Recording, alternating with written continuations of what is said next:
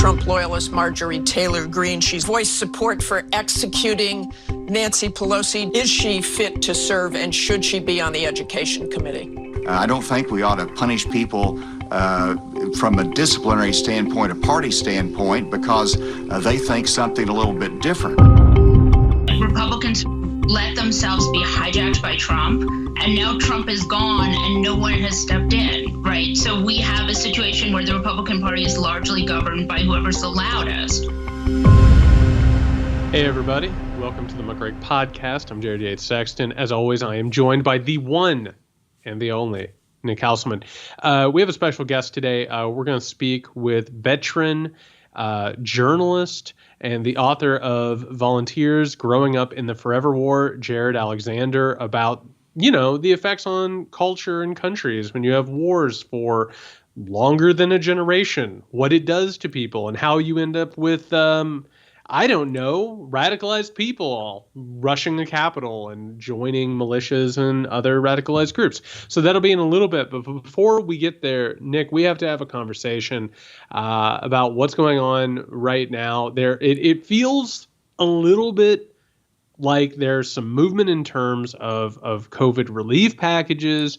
Like maybe we're starting to figure out, how to vaccinate people. But in the meantime, there is a continued sort of malevolent underpinning bad feeling to our political ecosystem.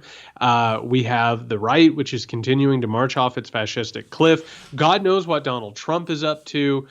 We have a bleeding conservative right-wing media apparatus in Fox News that is just hemorrhaging viewers at this point, which tells me, and I assume it tells you as well, that they're going to have to go further right and embrace people like our good friend Marjorie Taylor Greene and beliefs of Jewish space lasers. So we all got one for our bar mitzvahs. I assume it's wonderful, but I assume that this is that you're concerned about this as well. Oh, absolutely. And here's the thing that I think I'm most interested in. I wanted to hear your take on it, was the fact that, Fox News, their ratings are going down, right? It's crazy that we kind of predicted this, but the idea that their ratings would go down so much, they're third, in the major demographics in some of these ratings, and I'm not sure what to make of that. That's not great. I'm not a TV executive and or a quote unquote math wizard, but when there are three major cable news networks, I don't think it's great when you're third. No, 3 is not good. Screw second too, to quote Burt Reynolds. Oh, I thought we were quoting Ricky Bobby. That too. Yeah, I think that we are watching a pretty predictable thing. We were talking about this in the waning days of the Trump presidency, how Fox News had created or helped create the Tea Party and the rightward movement of the American reactionary right, and that there was a bill coming due, particularly as they had to do things like announce that Joe Biden had won states in the presidential election, and that was going to sever reality to them and open up their flank for OANN and Newsmax. We are now watching that come to the fore. We're watching Trumpists turn the channel off and, download Newsmax and OANN. Meanwhile, their golden god emperor, Donald Trump, nowhere to be found at all. Completely silent, not just because he lost his Twitter account, not phoning into Hannity, not phoning into Tucker, Judge Janine, right? Like he's Maria. He's not phoning into these places. It seems like he's already told everybody, screw off, I'm going to go enjoy post-president retirement or whatever it is. But the whole thing feels very, very bad, and there is no way whatsoever that Fox is going to react to this by coming back, like having a coming to Jesus moment. They're not going to grow a conscience. Like this just tells me that they only have one choice, which is to move to the right. I mean, it's that, what's the phrase? It's quiet, too quiet. A little too quiet. Yeah. And so that's what I'm feeling right now. There's something out there. Now, there's a lot of things swirling around Trump, which would maybe indicate why he is so quiet. I suppose he's wringing his hands, his small hands, over the impending legal issues he's going to have. I'm kind of waiting. It sounded like everyone was waiting for him to get out of the White House to start unleashing all these lawsuits and making them public because he's not protected by the White House anymore. So I'm kind of waiting for that. Did you happen to see the delightful letter that was written by the lawyers representing the Lincoln Project to one Rudy Giuliani? I did. I think and again, I'm going to put on my political pundit hat, which looks a lot like a hunting derby. That's my political pundit hat. It was a mixed weekend for the Lincoln Project. On one hand, they sent out a scathing firebomb of an email to Rudy Giuliani, basically saying, take our name out of your mouth. And then, on the other hand, one of their co-founders was found out to be a malicious pervert. So I think it was a rough little weekend for them, but that's sort of the area that they traffic in. It's a little wobbly a little bit. That train's always about to come off the tracks. So I do think that Trump is worried about this impeachment trial. On top of that, he just loves being in the news. You know what I mean? Like he's ready for his moment. He's ready to come back and just suddenly be in the center of conversation because that's who he is. It is still odd that he's not calling into Hannity and Judge Jeanine and all of these people. Like it's an odd choice that he has made. But we do have to focus for a second. I don't know. Did you see this clip off Newsmax talking about the Second Civil War? Did you not see this? No. Oh my God, Nick. That one of their guys, I don't even know who they are. They all look alike. They feel like this happened after our childhoods. There's like all of a sudden they had these Play-Doh factories where it was like you could create little molded Play-Doh men. Like you pushed a little guy and all of a sudden it popped out and they all looked alike. That's what Newsmax and OANN. They're pumping out the same white dudes who are all kind of aggressive and also paranoid and coming down a conveyor belt. Okay. One of the guys said, I don't know why the Democrats want to push us to a civil war, but I think that they have intentionally made their followers irrationally afraid of weapons so that they'll be slaughtered to help China. Now, wow. I like really, I want you to do the math on that thing. Like there's a lot. You got to carry a couple of ones in this to square that circle. But I think it's important to point out, if you're Fox News, you have to figure out a way to get to that. Do you know what I mean? Like right now, they're just pushing New World Order conspiracy theories without saying New World Order. They're talking about stolen elections, crime families, conspiracies. They have to figure out a way to get to that. They have to move to that direction. Right, because what they did was, you ever spring is coming up, right? And in spring you kind of go through all your stuff. You do some cleaning, you get some things out of the attic, maybe you open up. Oh, remember this, honey? This old photo album. Well, this is what they've done. They're talking about Guantanamo now. Yes. And they're talking about how, and they're trying to blame as if Trump hadn't been in power for the last 4 years. And they're blaming how that's going. I mean, that is some serious dusting off of the hits here. They're playing off the greatest hits. Yeah. They're playing the greatest hits. And they and that's enough to you can every now and then you can release your greatest hits album and that'll sell a few copies. Yeah. Billy Joel is awesome live in concert. I saw Billy Joel too. He was great. He could go for 3 hours without playing a. But then you somehow or another have to figure out how to compete with your contemporaries, right? And what has happened is actually what began happening back in 2010, which is when the Tea Party started showing up. Fox News and the Republican Party had to be like, "Oh, this is new." You know what I mean? This is the next evolution of all this conspiracy race mongering that we've done for so long. We have to catch up, or like the Neanderthals, we're done, right? They have to look at this now and figure out who they are in a post-Trump world, which is something closer to that, which is the Democrats want their own supporters to be slaughtered to help China. They have to figure out their own I know it makes me dizzy almost. Well, there's parallels here because they kind of created this themselves. You know, the first iteration was the Clinton impeachment when they launched, and then they developed this, you know, almost overnight, this incredible following. And then, you know, part 2 was 2010, the reawakening. And here is now, this is the part 3, but they've created a lot of this on their own, like the Frankenstein's monster, which is sort of like what the Republican Party itself has done. If you think about it, they created the mindset and then recoil in horror when they realize what happens when you do that. When I think we're going to go decades until we fully understand or can appreciate, or whatever the word is, just how serious this was, this Stop the Steal, and what that did to the country, what it did to our elections. And it's not just going to be like, oh, well, it was an attempted coup and a storming of a Capitol. This is a movement that we're going to have a lot of time to try and combat against. And we're going to find out just the ramifications. So it's like both these parties, I mean, what can we argue, what can we accuse the Democratic Party of doing that does this? I can't even think. I mean, people just want to be too safe in their spaces on campuses and be less of assholes. Is that like what their legacy is? I think so.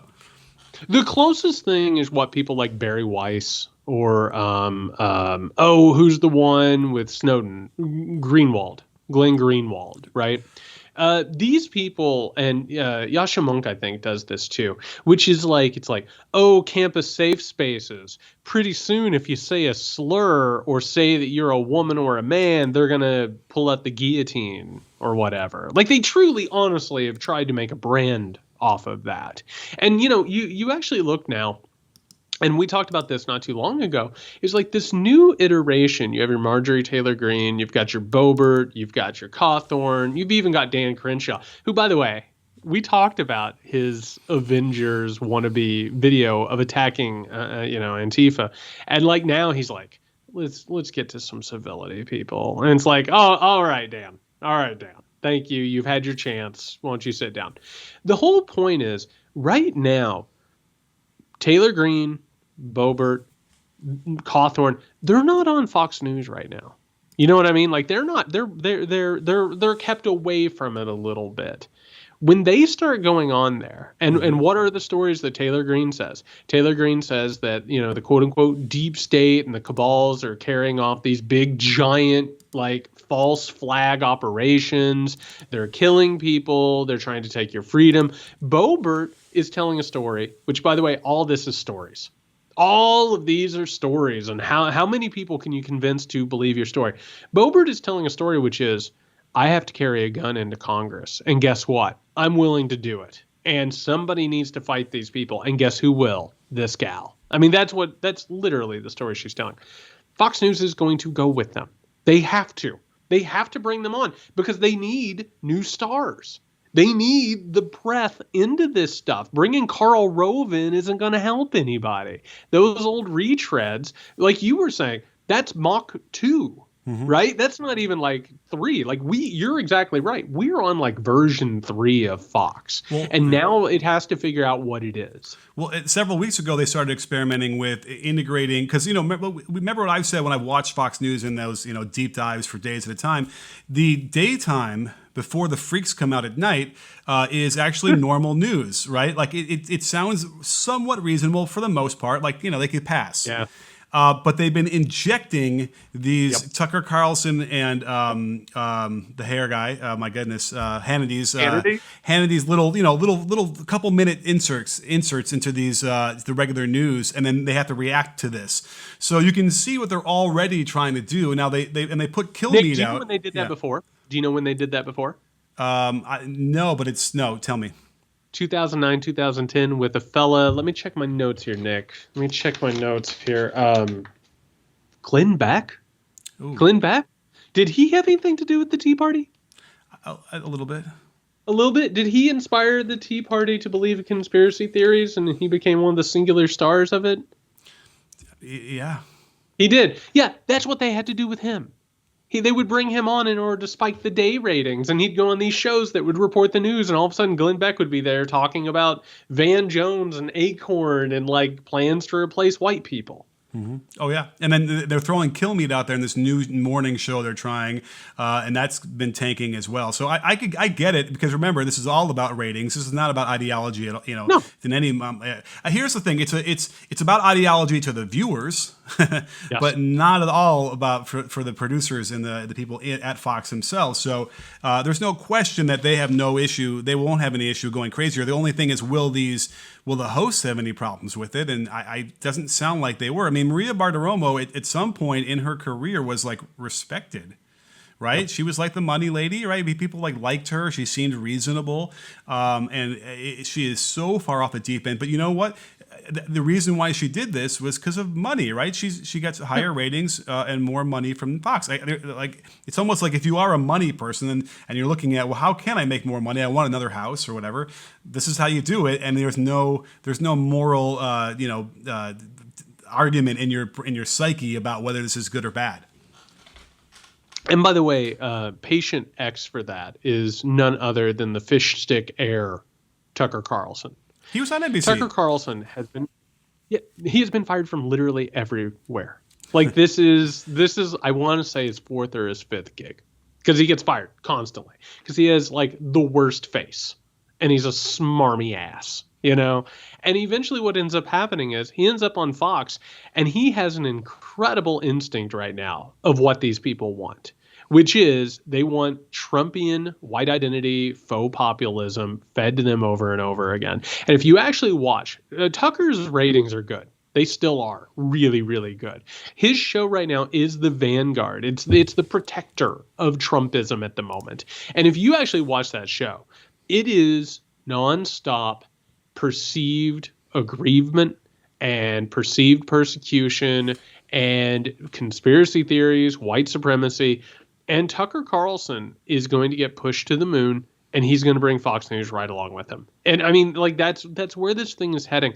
And I want to say, on one hand, I'm so glad that Trump isn't on Twitter. I'm so glad that Trump isn't on Facebook. I'm so glad he's not pumping toxin into the body at large.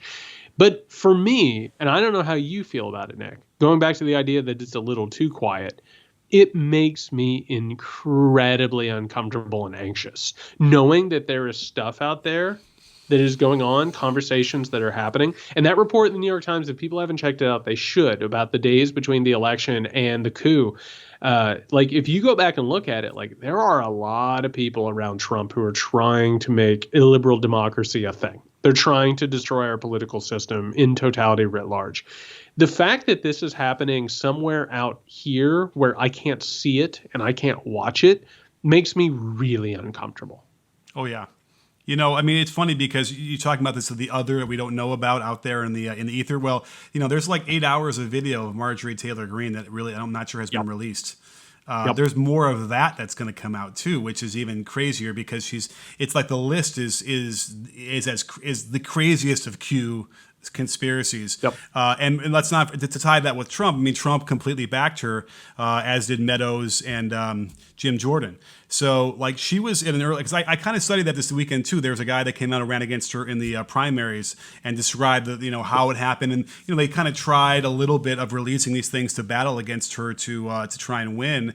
But I think the guy, it sounded like he kind of was resigned to losing once he realized how much backing she had from Trump and how important Trump is in that area in Georgia, that it won't matter at all whether he released that stuff or not, or found it, I guess, at least in the primary. It's important for us to state, because we've been on this story longer than most. It's really important to state that just saying the crazy shit that QAnon people believe, just looking them in the eye and saying, you really believe in Jewish space lasers? You really believe in moon civilization? JFK Jr. still alive. There is a belief, a misguided belief, particularly on the left, that just telling the person that what they believe is crazy will make it go away, or just trying to wrap your head around how crazy it is will make it go away. People voted for Marjorie Taylor Greene because she believes this shit. They support her because she believes this shit. And this is an important thing. I don't know if you saw, but she talked to Trump. She reached out to Trump while all of this stuff has been swirling around, and Trump told her don't apologize, which is, by the way, the best lesson that he can give anybody. Just never apologize, ever. And she was like, I'm not going to apologize. And he gave her, and we talked about this before, I don't think Trump's going to run in 2024, regardless of what happens in the Senate or whatever. But we are watching the sweepstakes about who is going to take over Trumpism and who's going to run with it.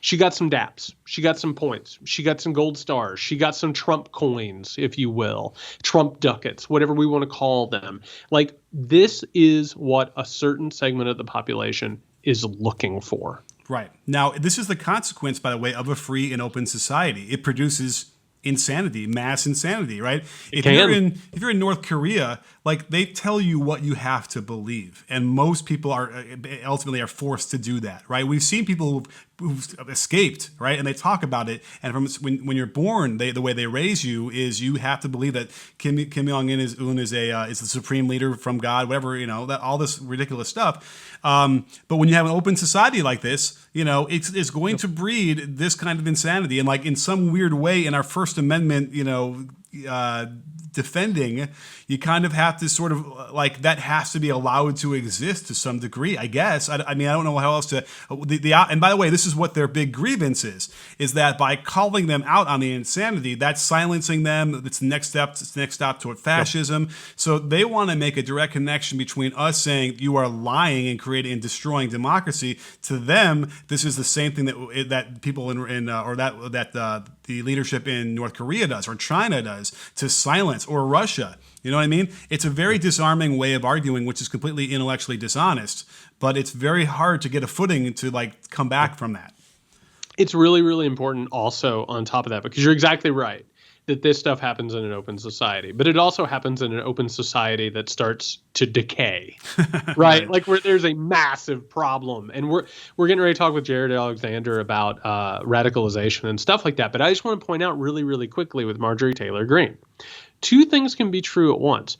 I think she should be expelled from Congress. I 100% believe that the rules of expelling a member of Congress should apply to someone who has pushed for the execution of her colleagues, has talked about overthrowing the United States government, and traffics in dangerous radicalized conspiracy theories. There are reasons for these rules. But the same thing that is important at that time is, Nick, if she got expelled, she would not consider that to be a bad thing. Oh, right. She would make so much money and gain so much clout and so much power from that happening, because the right, as a reactionary force, is all about perceived persecution. Who is getting attacked? Who's getting held back? Who's being censored? All of those things, they are desperate for martyrdom.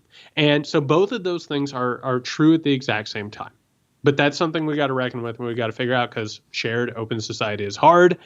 And more on that topic, we're going to have veteran and journalist and author Jerad Alexander joining us here in just a second.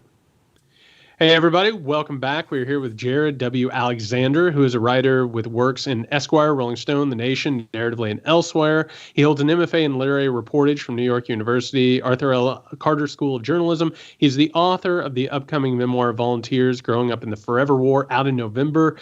He is a veteran, but I want to point out first and foremost that I have not talked to him in 5 years.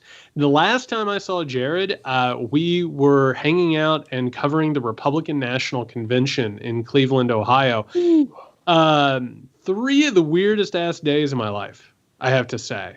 And it was a weird period of watching armed militia groups, extremists, the alt-right. We went to a Milo Yiannopoulos event where Richard Spencer was hanging out at the bar.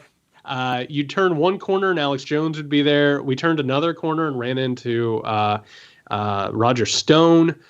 I have to say, Jerad, I'm glad to have you here, but I have to say, in the time that we haven't talked in the last 5 years, what we watched in Cleveland, what it's become, the weird shit situation that we're in. Could you have imagined this from that time? How are you feeling about things? I kind of oscillate back and forth on surprise. I think that, like, the crowd itself was not surprising given what we saw in Cleveland in 2016. I mean, like you said, every time you turned a corner, you saw insanity, low grade or high grade. but I was a little stunned to see them, storm those barricades and walk themselves into the Capitol. I think I said this to you before. I was in a Sherman-esque mode after that. I was very much like I kind of want to William Sherman those kind of ideologies out of the ground. But at the same time, there's a part of me that's like, no, this is kind of on brand. This is the local culmination of that. It's not over by any stretch of the imagination, I don't think. But for that act, that was it somehow fit. There was a narrative of theft, stabbed in the back kind of attitudes that persisted throughout the past 4 years, irrespective of the fact that the man was president. And I think that was, in a certain respect, a natural conclusion for that. So give us a little idea of your background, because I think it's pretty unique in terms of someone who's a journalist now, and what your connection is to the Forever Wars. Well, I grew up around the military. My mother, stepfather, father, and just about all my grandfathers, including my stepfather's parents, were all military, predominantly Air Force. My grandfather on my father's side was in the Army.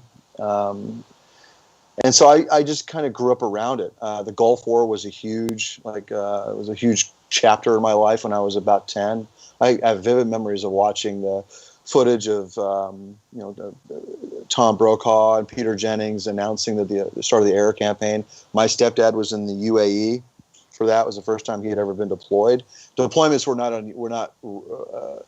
at least for the Air Force, they were not terribly usual. They're not a usual occurrence like they are now. It was unusual for him to go I think he was gone for maybe 8 months. And that was a remarkably stunning event to have happen. And then, of course, it's tethered to a piece of history. But so my formation was just predominantly military. But at the same time, it was a little bit more, I think, I maybe give myself too much credit, but it was somewhat retrospective, or at least introspective. I understood that there was flaws in it. I was a big student of Vietnam when I was a teenager. I got really attracted to the war. I still do read a lot about it now. I'm rereading, Neil Sheehan's book on John Paul Van and Halverson's books. And I've always been attracted to that conflict than I was as a kid, more for the stories of it, the typical rifleman story. And then that kind of grew from there into the World War II and Civil War. So when I went into the Marine Corps in 1998 as an infantry rifleman, and spent 4 years in the infantry. I did 2 years as a rifleman with a infantry company, and went to the Mediterranean pre 9/11. Typical kind of 6-month cruise in the Mediterranean with the Navy, and then I went to this unit in D.C. that was responsible for responding to chemical and biological weapons attacks. So if you remember, right after 9/11, there was the anthrax attack in D.C. Well, if you saw a picture of a guy in a gray suit and rubber boots walking in with a shopping cart and a weird vacuum, that was me and my friends. We went in those buildings and took air samples from dust samples from the carpets and had that analyzed and dealt with that. And then from there, I became a combat correspondent, which I guess in shorthand is basically like Joker from Full Metal Jacket. And I went down to North Carolina, and I spent 7 months I was a military editor of their newspaper for a while, and then I went to the Horn of Africa for 6 months as basically their public affairs officer or public affairs chief. And then I went from there. I came back to the States briefly, and then I went to Iraq with a rifle battalion and was involved in some conventional and non-conventional operations in the Al Anbar province, way up near the Syrian border. And this is in 2005 and 6, about a year after the Battle of Fallujah. And I've been around the military even since, to some respect, though I kind of pulled away from it considerably after I left the Marine Corps. I was still working as a contractor, sort of as a day job, while I was moonlighting as a writer of varying bents. And so I've been kind of in close orbit of it. I keep trying to, it's almost like a Godfather syndrome. I kind of try to get away from it, and it sort of sucks me back in. As a huge, I think that's kind of a common theme amongst most veterans. I tell most veterans, listen, when you get out, do anything else. And it's not because the military is inherently a bad place to work. It's so you can get some experience from just doing something that's antithetical to that lifestyle, or just try something else so you get a little bit more of an education than what that offers. So yeah, I hope that answers your question. It's kind of a roundabout way of doing that. But. For sure. I love any time we can talk about regular and irregular actions. That's all. That's all I say there. That's always a good time when you can have those conversations. So what I would say is this: like I was lucky enough to get an early edition of your book, Volunteers, which I think is fantastic, and I can't wait for it to get out in the world. But for anybody who's listening to this interview, you'll notice also that Jerad already threw in like some pop culture references to try and bring the thing full circle. And one of the things that I found really interesting about your book, which shouldn't shock me, is how much your experience before you were in the military was based upon watching the movies, reading the comic books, sort of absorbing that sort of culture.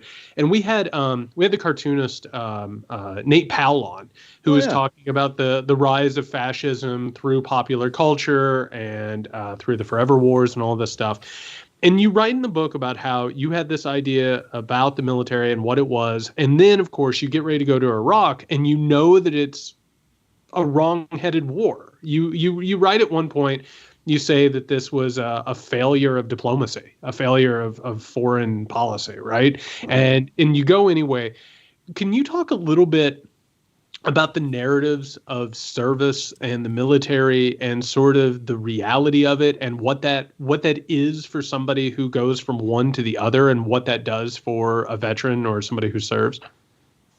Well, I guess to get to what I was kind of iterating in the book in a lot of ways was the military offers a certain adventure that the average life, or the average American life in general terms, does not offer. And so when I was kind of raised with the Indiana Jones and the Star Treks and the Star Wars and all those war films, it was like I was looking around at my outside world. I even talk about it with the Air Force. I was saying it eventually got to a place where the Air Force began to seem sedate, even with all of its, the things that it does, which are, can be pretty incredible. Even that began to seem stale or just a little pedestrian. But when you go into a place like that, one of the things that separates it dramatically from the average, from just the American experience, American civilian experience, is the connection you have with other people and the range of emotions you experience when in stressful situations. Usually the best bonds are formed under duress. When you have two people who are, being exposed to harsh conditions, either violent conditions or just environmental, those bonds are a lot stronger than just two friends hanging out and having a regular time together. I think you and I probably shared a little bit of that with Cleveland. We were surrounded by batshit craziness, and I remember leaving. When I left, I was like, man, that guy, me and that guy, I felt something. There was a little bit more of a bond there than if I was just hanging out with you at the bar, because we had gone through and experienced that sort of thing. And so when you get out of the military, one thing I do notice, especially my first 2 years, was a little bit tough for this, was that goes away. It ceases to exist. Not entirely. You have your veteran friends that you keep up with, and you have those sort of connections, but they're all in retrospect. They're very much they're all sort of built on a certain nostalgia for that period when you were doing that thing, and so and there's no growth from that. It's sort of, in fact, it kind of locks you a little bit. It sort of chains you to the radiator, and as far as my involvement in Iraq, what was interesting to me, and I think I say this about Vietnam too, is I knew Vietnam was mindless. It was just a mindless war to go to. Iraq was very similar, and yet I just kind of naturally accepted that, because I had, one, no agency to change it, and two, that was to quote many of veterans of Vietnam, that this is the only war I've got, don't knock it. This is the war that I'm fighting, and this is the war that my country's fighting. I have no way of adjusting that. I think it's wrong on a geopolitical and even larger military picture, but my own involvement is not going to change because of that. There's no amount of protesting that I was going to be able to do to alter its course. So the best thing to do is just do the best I can in the very small bubble that I have agency in, and then come out of it and try to have some wisdom, maybe learn a little bit extra in the process of going through that experience. I'm so glad you brought that up because I don't have any military in my family. So my impressions are basically from books and movies, which are most interesting when they deal with that the grappling of, whether or not you believe in what you're doing and you still have to do it anyway. Am I wrong in saying, or am I right in saying that, like, it seems like the Marines specifically are the ones who are supposed to question authority and, and make sure that everything is right. I feel like they're the ones who are more permitted to be, maybe is insubordinate, maybe not the right word, but they have more freedom to be that way. Oh no, it's actually the opposite. Yeah. It is. Oh yeah, yeah. It's actually the opposite. They're now what I would say is that they do have a tendency to be very fire and brimstone when it comes to basic virtues. Now that doesn't mean that it always applies downstream to the average lance corporal, though I think it does tend to, in average. I think that they're very I had some experiences dealing with the officer corps or the senior officer corps and general officer corps, and one, they are very big in the structures of the military, and its relationship to the civilian government is really important. And that's not just the Marine Corps. I think the military at large is that way. I mean, you saw that with the sort of clumsy. I mean, Mark Milley clumsily, sort of reluctantly putting himself in a position to be involved in that mindless. I keep using the word mindless because my adjectives are terrible right now, but that sort of the thing with the Bible and Trump outside the church, the photo op, and then. And I'll even go, and I don't know how true this statement would be, but I would even make a loose posit that some of the lack of commitment from the National Guard on January 6th was to avoid the perception of being committed to a political action, either in response to against it or for it, and so they just sort of sat on their hands. The military is remarkably, almost sometimes to a fault, maybe. It tries to stay apolitical. I mean, the Hatch Act is sort of forces their hand there in a lot of ways. So, I've had a lot of discussions about Jim Mattis, the Secretary of Defense who resigned, and I've had a lot of friends who say, why didn't he speak out after the fact? I mean, he had all this opportunity to go, and he was in the room. He could have well, not just him and H.R. McMaster's and John Kelly. They've all could have came out and beat on Trump with their shoes, and it would probably would have been right. But the structures and the traditions of the military kind of prevents them from doing it, almost to a fault. So in terms of looking at a problem now, as far as the Iraq War, the military isn't going to. The Marine Corps isn't in a position to look at the foreign policy and affect change in it.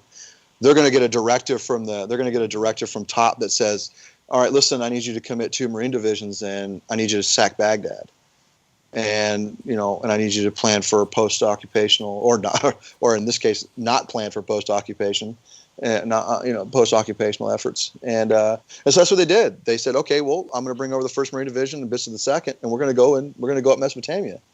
And they did it, as far as conventional warfare goes, they did it in exemplary style.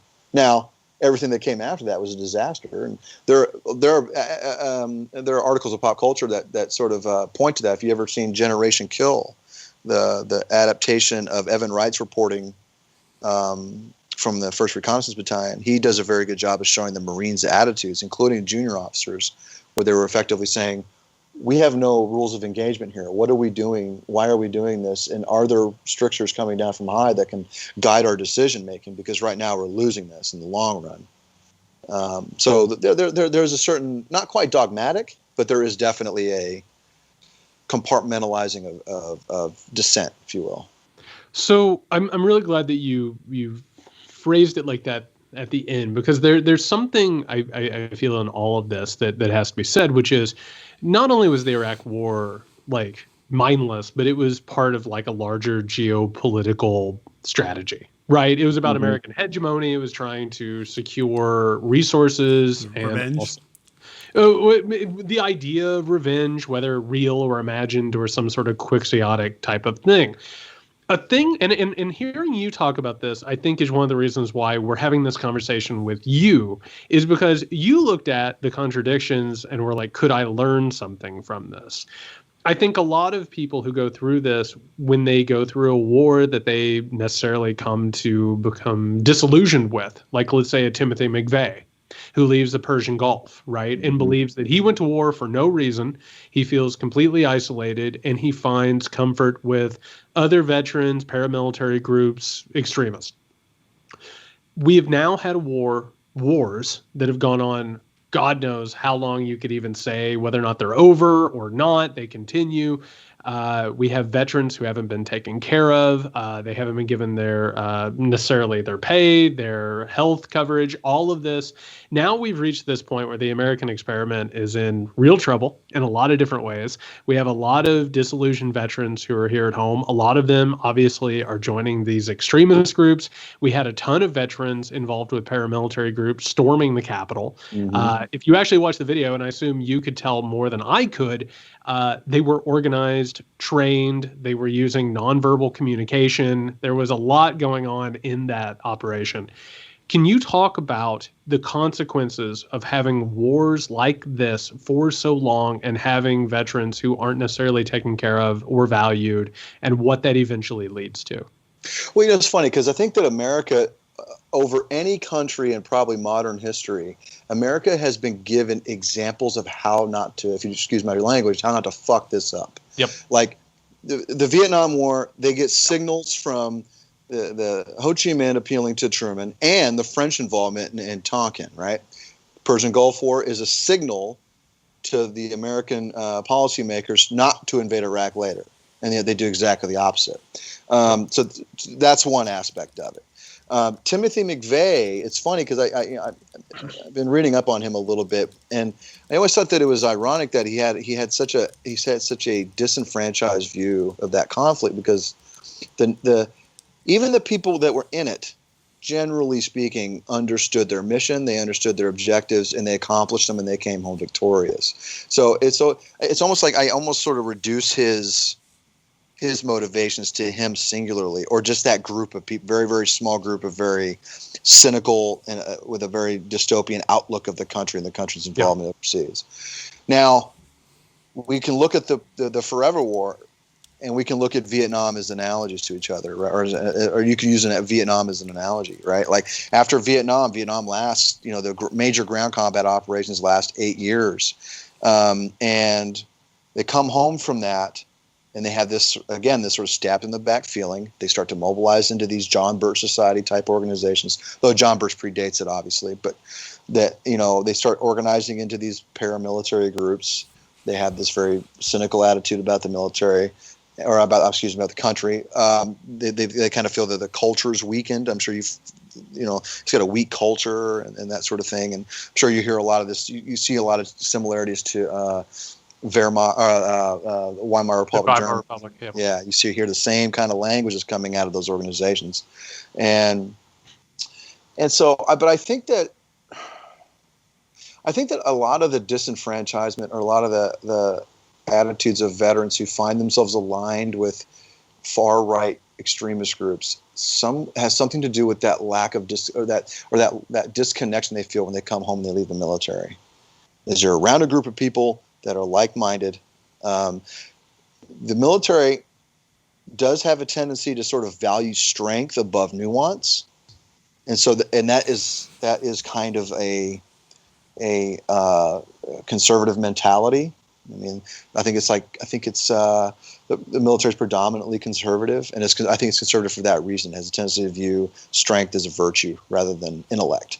That could probably go right back into some Hofstadter there and find some reasons for that. But I do think that modern the guys who are finding themselves allied to the right wing are looking at the extreme right, or looking at the disenfranchisement they're feeling coming home, finding the VA system's not being taken care of, finding themselves alienated by the majority of the population who is largely forgotten about their conflicts, or has just sort of shoveled them under the rug a little bit because they're a little bit too hard to talk about.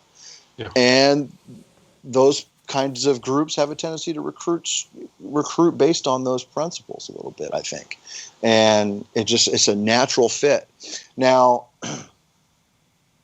also, I think that one of the things I've been thinking a lot about is the FBI starting to look at these guys as terrorist organizations, which is fantastic. And I wonder if it took so long because there's a natural connection there's always been a natural connection to the right wing in police forces. It's well documented. And I do kind of wonder if it's hard for those guys to see themselves as somebody who is engaging in terrorist behavior. Yeah. And if it's like, it's hard to leave the military where you're basically paraded around in absence of reason sometimes as this sort of heroic individual in the national landscape to suddenly being converted or being viewed as a terrorist. In fact, it's going to dig their heels in a little bit more, and they're going to say, no, I'm not at all. I believe in the Constitution and all that. And I think that it's being corrupted, even though it's patently not. I hope that answers your question, but I think that that's a lot of it. I think a lot of it comes from the disenfranchisement that veterans feel, and that's what shoves them in that direction. It's a sense of loss. And if you can go, I mean, Hunter Thompson wrote about this in Hell's Angels. The guys who were coming back from World War II were banding together to form motorcycle groups because they had no way of reconnecting with a population that just didn't experience what they experienced overseas. And coming back to normal. Yeah. And so I think that there's a little bit of that going on with like the 3%ers or even Proud Boys. I think there's a certain camaraderie that exists there that they can't find anywhere else. I can't help but think there's a parallel between that and like people getting out of prison. Not to say that prison is like the military, but certainly there's a similarity, I think, of adjusting back to... It's an alternate reality. Yeah. Absolutely. Yeah. And it sort of, it begets maybe more crime because they kind of gravitate again towards people they met in prison. All those things, kind of, there is a parallel. My first glance in my mind, I was going to say that Vietnam veterans who were treated so poorly coming back didn't form these kind of paramilitary groups that are so threatening in places like Michigan.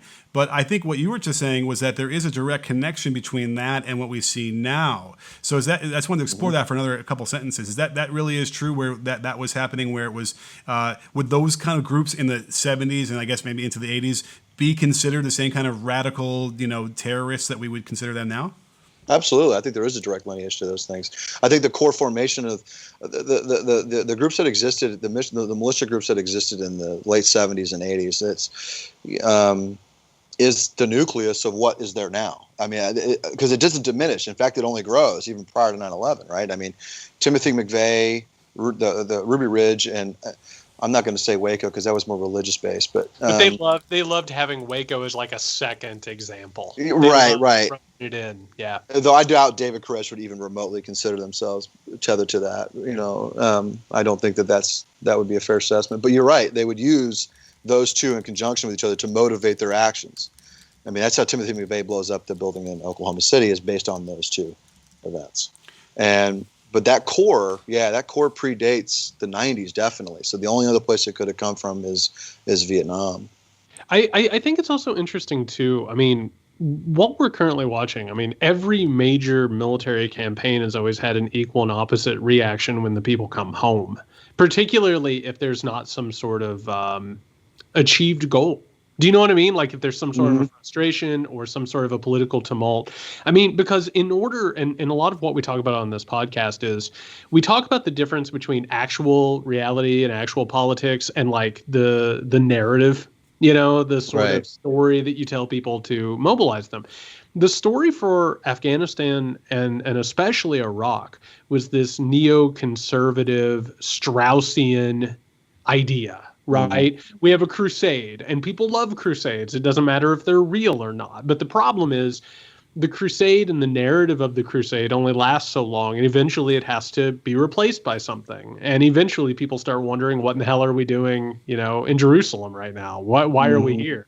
And then you got to come back to Europe. You got to come back to the United States. And I think when that narrative sort of gives way, I think that there is a frustration about people who want to believe the narrative, the idea of American exceptionalism, the idea that America is chosen, all of that. And I think it all kind of gets like tied up in a knot. I don't know. Does that ring true? I think that's interesting. I don't know. It's a good question. I kind of wonder. I do think that there's an attitude about the military, especially when it's the average sort of conservative layperson when it comes to the military, that what the military does is inherently right by virtue of the fact that it's doing it. Right. So and I've always had struggles with that, even when I was in the military, and I've gotten into plenty of arguments over this with other Marines. Like, just because That's what I was going to ask. Is that something that you felt, or that more people felt, or were there discussions about that?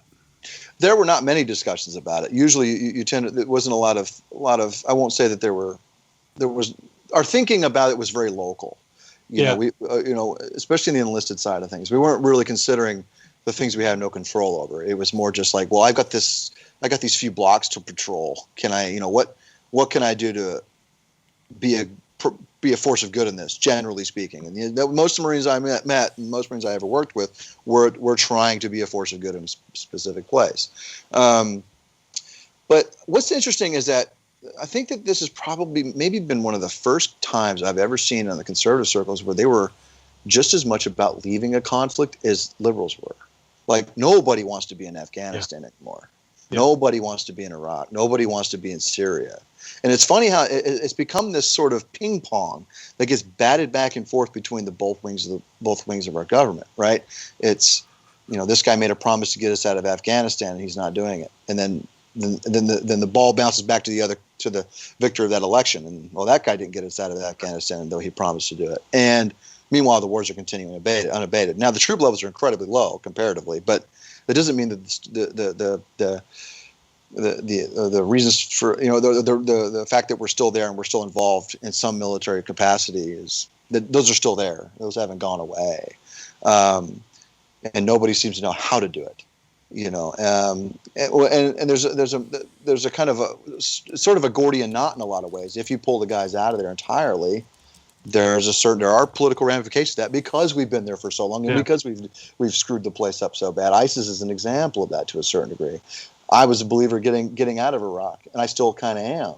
But I also understand that doing so would probably concede Iraq to Iran, at least from on a subterranean level, because based on the Sunni Shia divides. But yeah, so I there's a kind of so.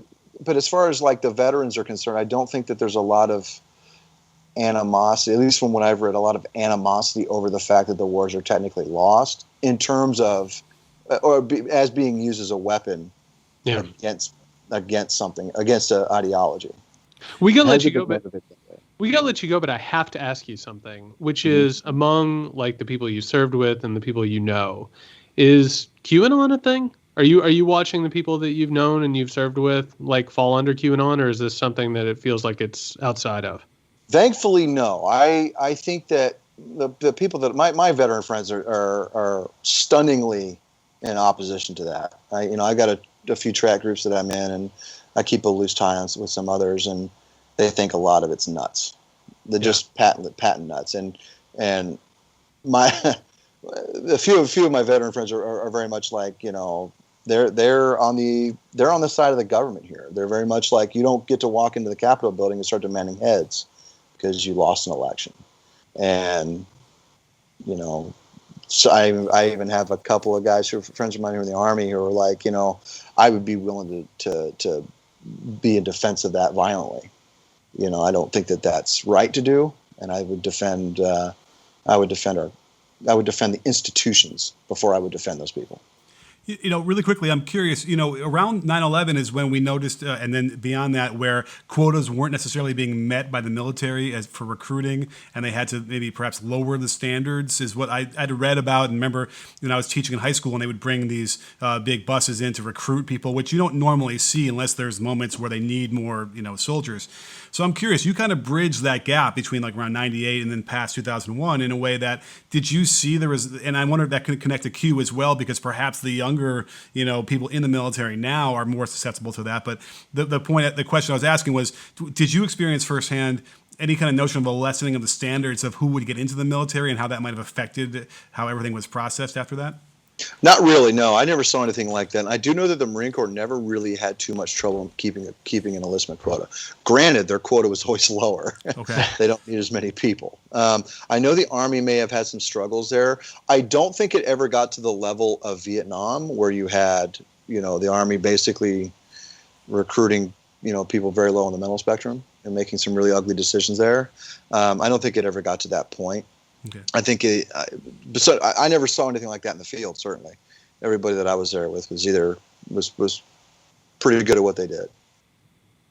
Awesome. And we've been talking with Jerad W. Alexander, who is a writer with works on Esquire, Rolling Stone, The Nation, Narratively, and elsewhere, holds an MFA in literary reportage from New York University's Arthur L. Carter School of Journalism. He's the author of the upcoming memoir, Volunteers Growing Up in the Forever War, which is out in November. It is fantastic. Where can the good people find you, Jerad? Twitter mainly. I think Jerad_Alexander. The first name is spelled Jerad. Absolutely. All right. Thank you so much, man. All right. Take care. Thanks. All right, everybody. That was Jerad W. Alexander, Jerad. If you want to find him out there and about, great writer, great thinker. I'm really glad he was able to join the podcast. Yeah, I mean, I get that from when you talk to people like that, the solution to helping veterans tends to be mostly the mental side, really to help them to adjust. It's not. I mean, there might be something physically wrong too, but it seems like that is the thing, which is also an anathema. That people don't want to deal with psychiatrists and feelings and these things, especially in that environment, which is what precisely would help. And it's I think a thing or two about masculinity and how it's toxic. Well, and by the way, I just want to point out, this is something we talk about all the time. Like, is it hard to solve problems? Absolutely, it's hard to solve problems. But if you don't solve that problem, it turns into other problems inevitably. And that's the problem with America, is we have so many problems that we just didn't deal with, and now they've turned into a big, giant, toxic poisonous knot. Yeah, I mean, by the way, we mentioned that there's so many examples of history teaching us what not to do. Yep. Russia taught us not to go into Afghanistan. We don't even need to have our own history to teach us these things. We can look at everybody else. So yeah, I mean, and by the way, why? Because we were on the other side we were with the Afghanistans. We were with Osama bin Laden. And then we screwed that relationship up, and then next thing we know, we have 9/11. So it's frightening how the foreign policy in America continues to fail us, I suppose. And by the way, like, it's not just enough to say that like Iraq was like a wrong war to fight.